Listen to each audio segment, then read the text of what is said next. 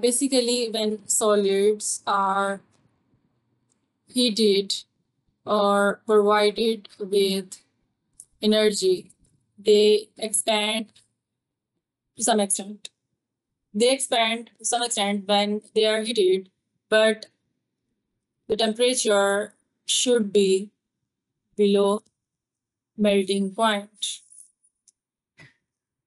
When the solids are heated below the melting point, the particles are somehow became loosely attracted to each other.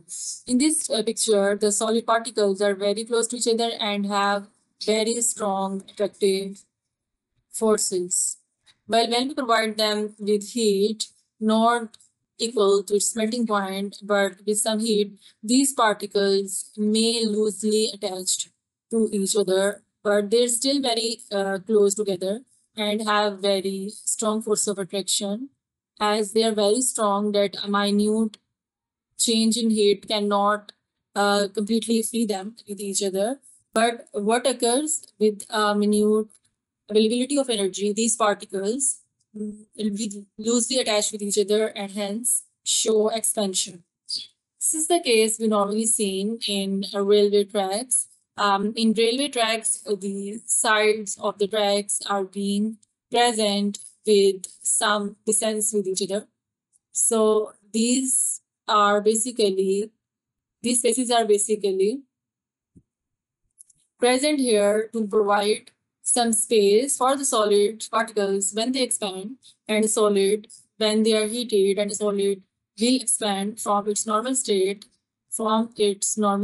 These spaces serve the purpose and provide that specific space to expand a safer extent without providing any damage to the railway track. In the same way, the contraction is the opposite of expansion. When the temperature is low or when the energy is being removed out of outer energy, the particles again convert into their original form. Like when the temperature is being low and there is no energy, these expanded particles will again move to their original form where they are present with zero space between them and very strong attractive forces. The next thing is effect of temperature on volume of gas.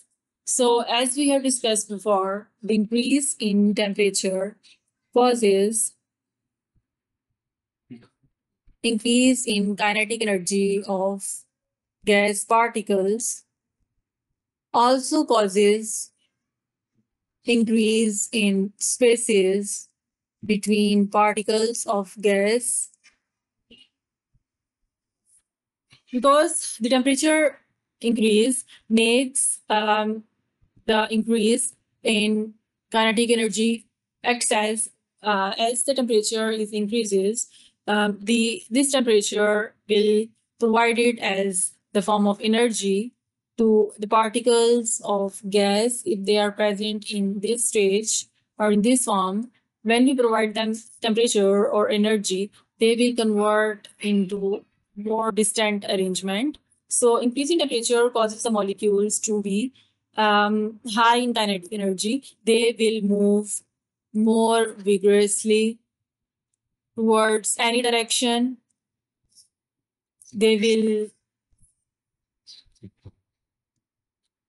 they will strike to each other and also the walls of container as well as this increase in temperature and energy makes each molecule to break the very loose attractive forces between them and hence be independent from each other. So increase in temperature causing the molecules to move very vigorously and the spaces to be more large. So hence these both factor causes an increase in the volume of gas. So basically, with the increase in temperature, the volume of gases will increase, and with the decrease in temperature, the volume of gases will decreases. In the same way, the effect of temperature, the effect of pressure on gases can be visible.